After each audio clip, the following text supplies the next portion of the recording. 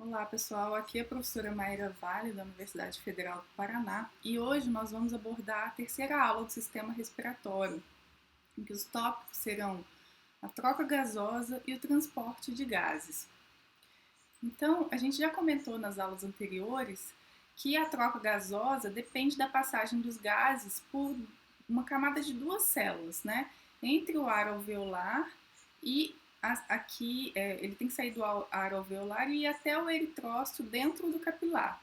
Então são duas camadas, porque é uma célula, né, do alvéolo e uma célula do capilar, do endotélio.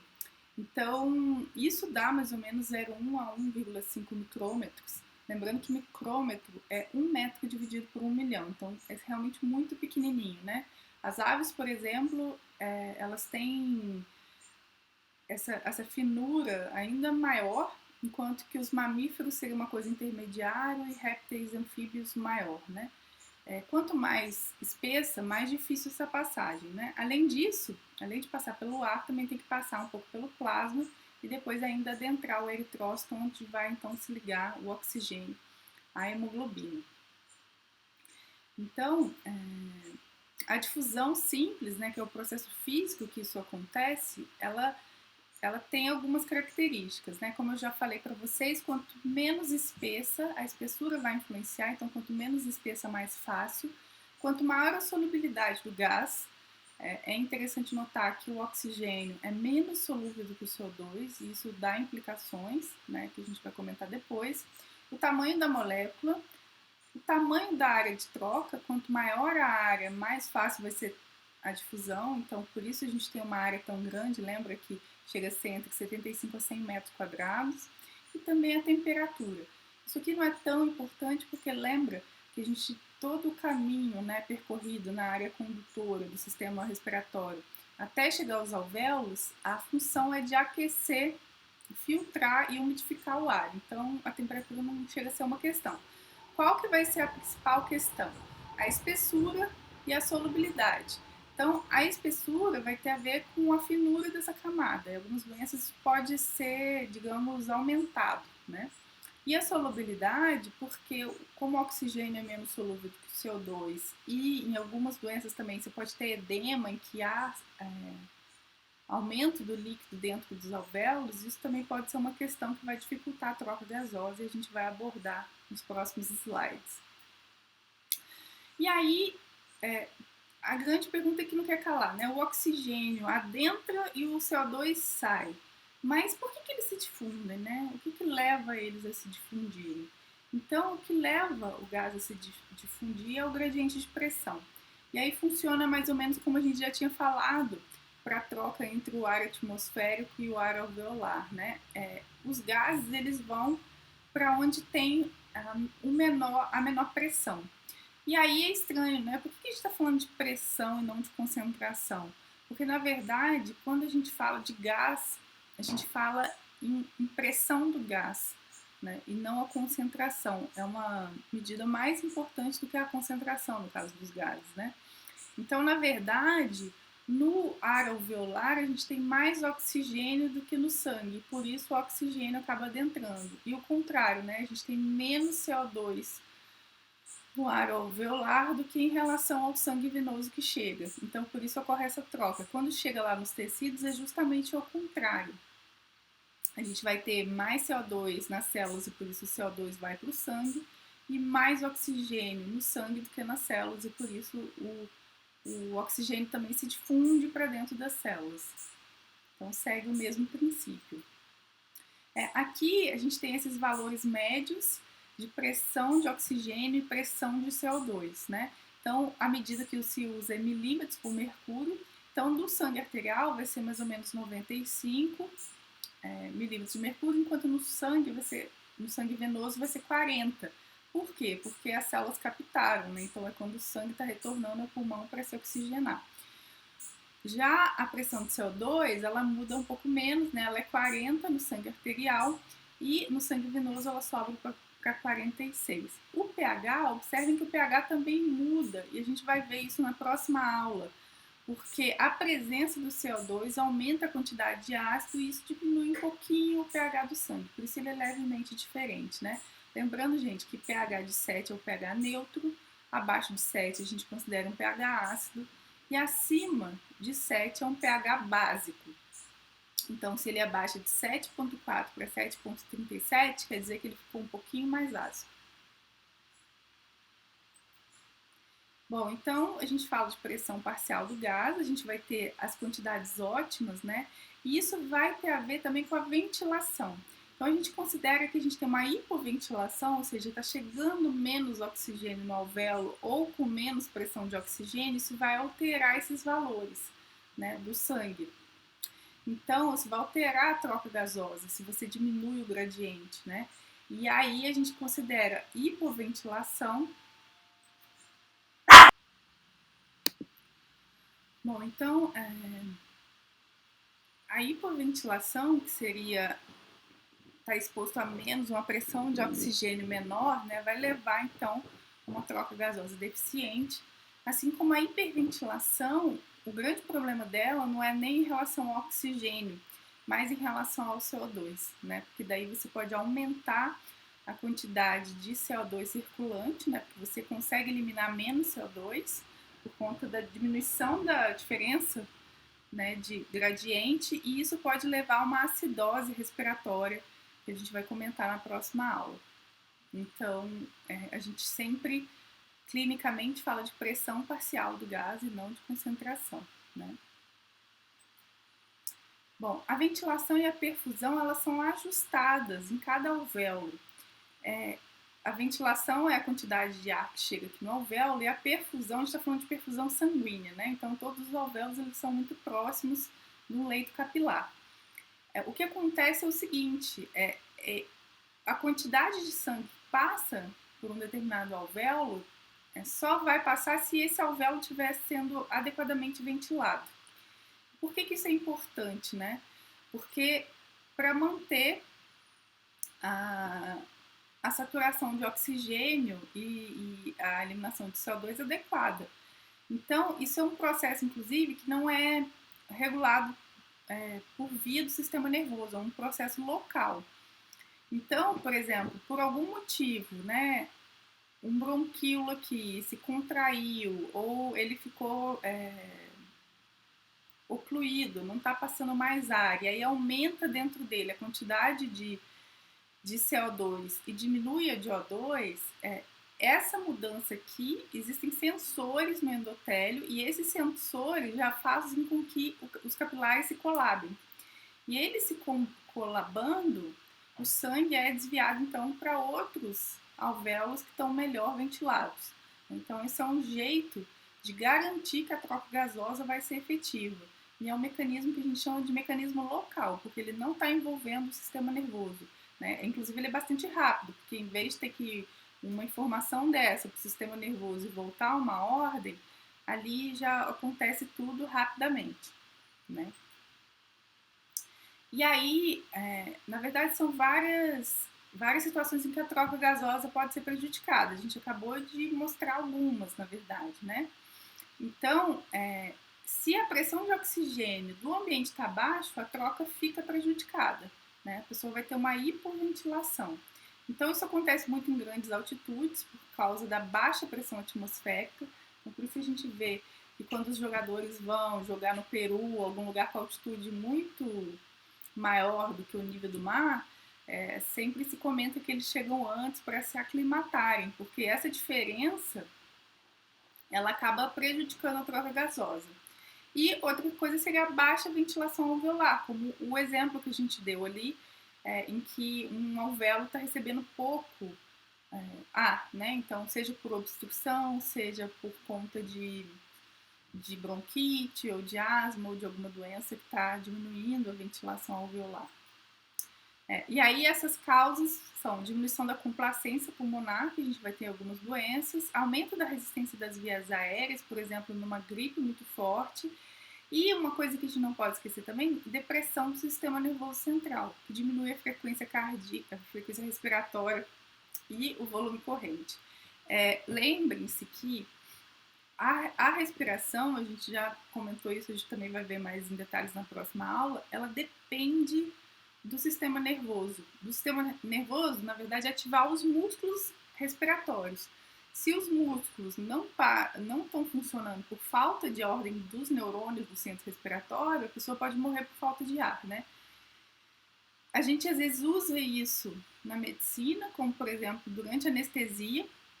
Então, na anestesia, você inibe o sistema nervoso de forma geral, né? Por isso se chama de anestesia geral. Porém, o anestesista ele tem que ficar muito atento para essa anestesia não ser tão profunda a ponto de anestesiar, por exemplo, o tronco encefálico e acabar atrapalhando funções muito básicas como a respiração, né? Por isso que acabam, às vezes, entubando, mantêm o oxigênio e vão controlando o paciente para que ele não entre em falência respiratória, né? Então, é uma brincadeira, às vezes, para o pessoal da medicina que em cirurgias a culpa sempre é do anestesista, porque essa regulação ela pode ser muito fina, né? Ela é ela realmente pode acabar levando à morte de algum paciente. E, obviamente, o uso de alguma substância tóxica, né? Que acaba deprimindo o sistema nervoso central, algum tipo de droga, uma overdose, coisas do tipo, né?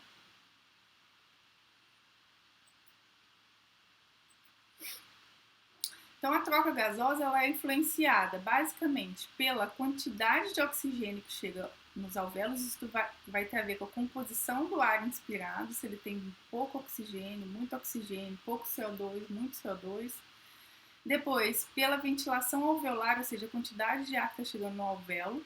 Isso vai ter a ver, como a gente viu na aula passada, com a frequência e amplitude da respiração. Vocês lembrem que uma respiração curtinha e rápida chega menos ar no alvéolo, às vezes, do que uma respiração mais lenta e profunda. Mesmo que o volume que a gente está inspirando seja o mesmo, né? A resistência das vias aéreas, então presença de muco, uma crise de asma, tudo isso diminui, aumenta a resistência friccional ao ar, porque muda o raio das vias condutoras, né? E a própria complacência dos pulmões. Se vocês lembrarem, algumas doenças elas vão diminuir a capacidade do pulmão se inflar. A gente discutiu na aula passada também. Outra coisa é a difusão dos gases entre o alvéolo e o sangue, então a área de superfície, a gente viu, por exemplo, a enfisema que diminui a área de superfície, então é um problema, né? Diminui a área alveolar. A distância da difusão, isso tanto pode acontecer por espessura da barreira aumentada, como por exemplo na fibrose, em que você tem deposição de tecido conjuntivo, quanto a presença de fluido alveolar, que é a famosa, popularmente conhecida como água no pulmão. Então, por conta de edema, a presença de água no alvéolo acaba atrapalhando a difusão do oxigênio. Causas para isso acontecem às vezes em pneumonia, infecções, mas também, por exemplo, uma causa bastante comum, apesar do efeito ser no pulmão, a causa é cardíaca. Então, insuficiência cardíaca pode gerar isso também.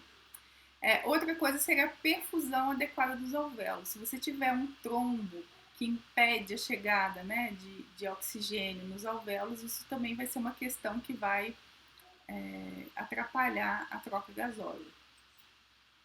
Então, existem algumas patologias que causam hipóxia.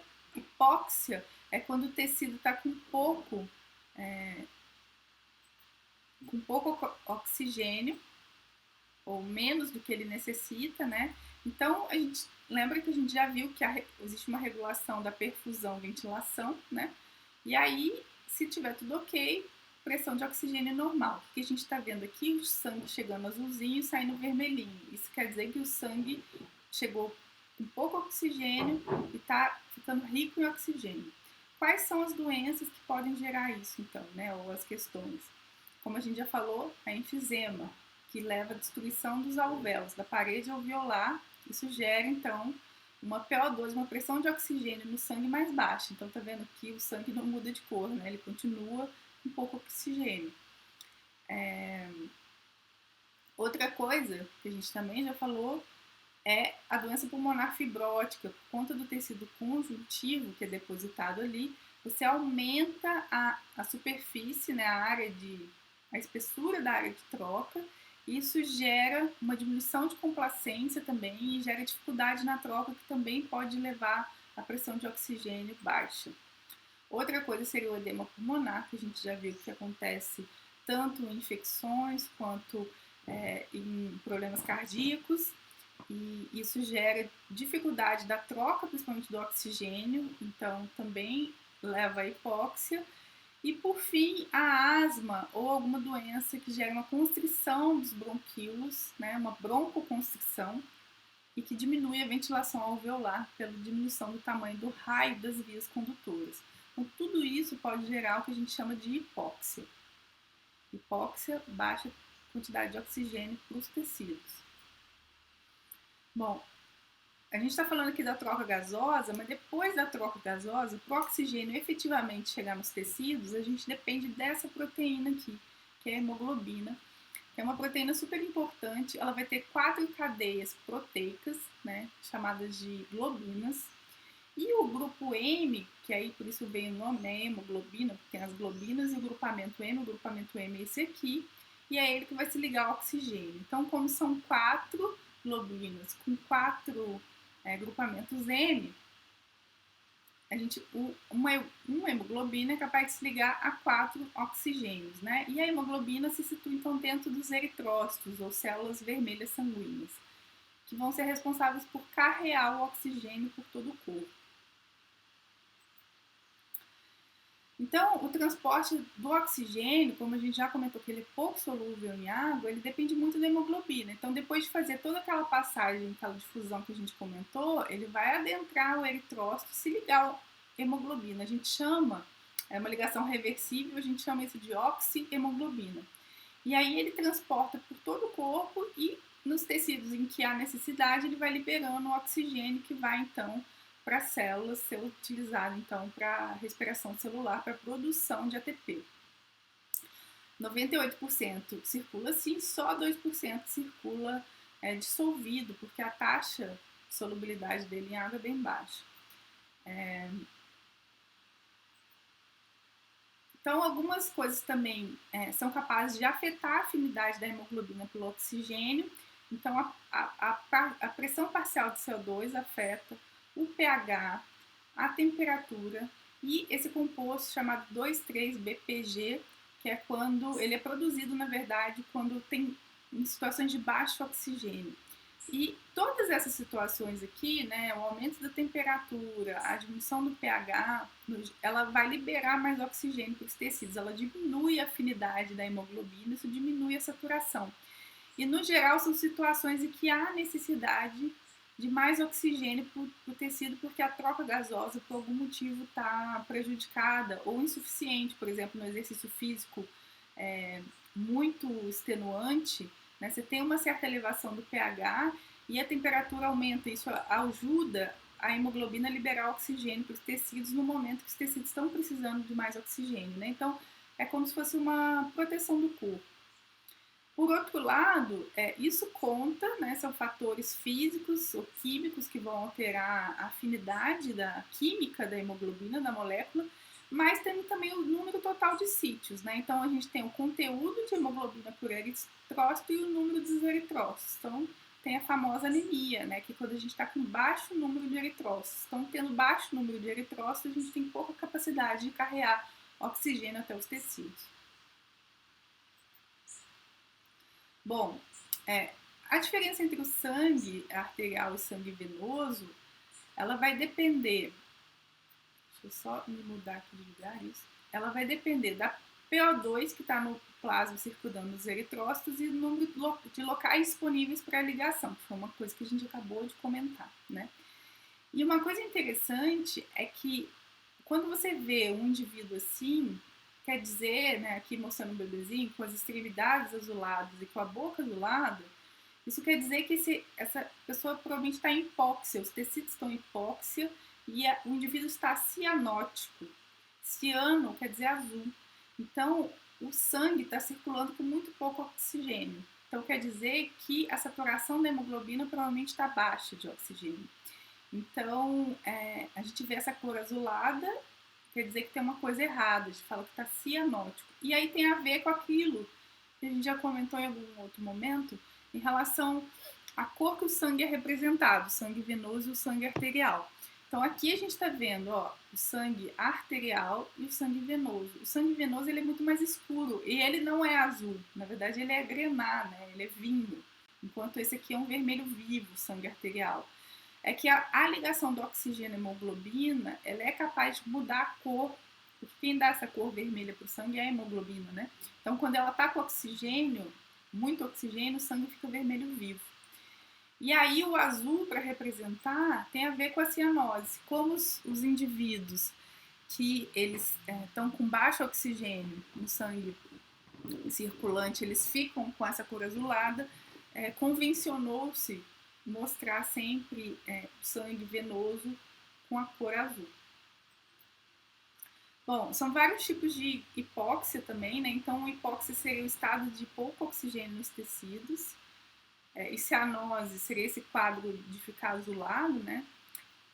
Lembrando que a hipóxia pode ser acompanhada de hipercapnia ou não. Hipercapnia já é o excesso de CO2, mas isso nem sempre acontece, porque como a gente viu, por exemplo, no caso de edema no pulmão, o oxigênio não consegue se difundir, mas o CO2 consegue. Se o CO2 não conseguisse, o CO2 também estaria alto e aí seria chamado de hipercapnia, né? Mas aí a pessoa tem hipóxia, mas não tem hipercapnia. Tem baixo oxigênio, mas não tem alta de CO2. Então as duas coisas elas podem acontecer juntas, mas nem sempre, né?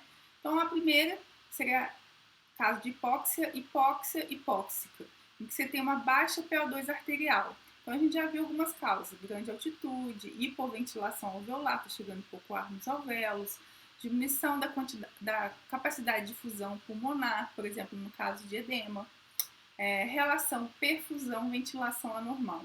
Então, tudo que pode causar diminuição da PO2 está aqui, hipóxia, hipóxica. Mas tem outras causas, por exemplo, hipóxia anêmica. A gente viu que para a entrega do oxigênio funcionar bem, a gente depende da hemoglobina e dos eritrócitos. Então, se você tiver pouca hemoglobina ou poucos eritrócitos, você vai ter esse problema.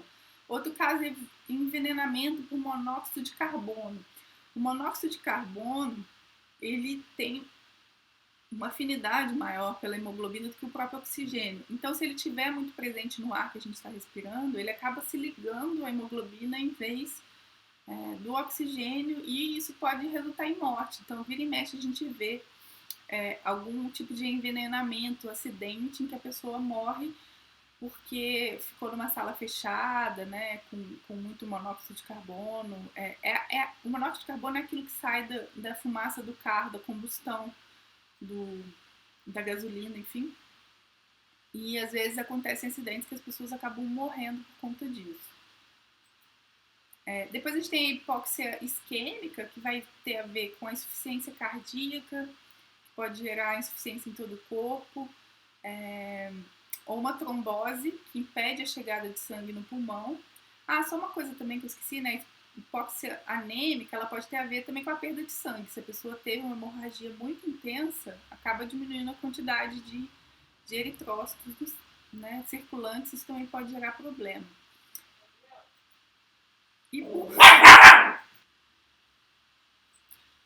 E por fim, a gente tem a hipóxia histotóxica, que seria a falha da célula em utilizar o oxigênio. Não tem nenhum problema com a troca gasosa, nem com o transporte, porém, alguns venenos eles vão agir lá na cadeia transportadora de elétrons, impedindo o oxigênio de ser utilizado. Então, o famoso cianureto, que tem muitas músicas, livros, inclusive ele é presente na sementinha, em baixas concentrações, né? Na sementinha, por exemplo, da maçã, ele faz um desacoplamento na cadeia mitocondrial de elétrons, e isso acaba gerando a morte do indivíduo porque não consegue produzir ATP.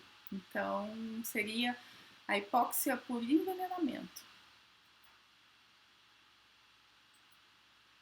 Bom, o CO2, a gente já falou do transporte do oxigênio, mas o CO2 ele também é transportado. Então, na verdade, ele é capaz de se ligar à hemoglobina, assim como, na verdade, quando ele chega, né,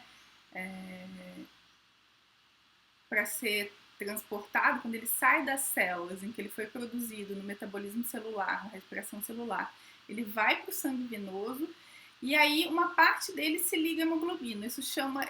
E aí, assim como o oxigênio vira oxihemoglobina, aqui vira carbaminohemoglobina.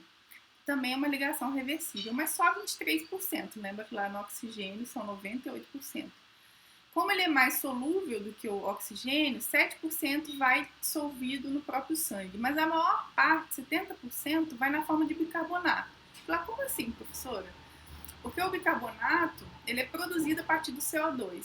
Então, o CO2 é hidratado numa reação que é estimulada por uma enzima chamada anidrase carbônica, que está aqui como AC, né? Essa enzima está presente em várias células, inclusive lá nas células do estômago, em outros lugares, e ela estimula então a produção do ácido carbônico, que depois se dissocia em H+, e bicarbonato.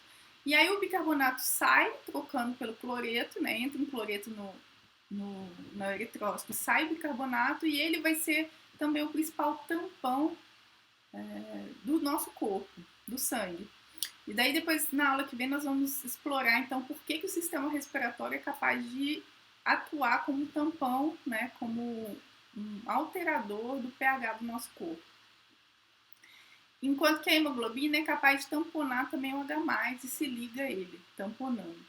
Quando chega lá no pulmão, daí vai ter a reação inversa, porque a anidrase carbônica ela é capaz de estimular a reação nas duas direções, e aí o bicarbonato entra dentro do eritrócito, ele é reconvertido então a CO2, e aí o CO2 sai e se difunde para fora, né? Vai para o alvéolo. Então, lembrando que o oxigênio é 98% na forma de oxihemoglobina mais 2% dissolvido, enquanto o CO2 ele vai ser transportado 70% na forma de bicarbonato, 23% ligado à hemoglobina na forma de carbaminohemoglobina e 7% dissolvido. E aí na aula que vem a gente vê os efeitos no pH. Aqui só está mostrando essa reação em detalhes, né? E lembrando que tanto a ligação da hemoglobina com o oxigênio, com o H+, e com o CO2, ela é uma reação reversível, né? Por isso que a gente vê a setinha aqui nas duas direções.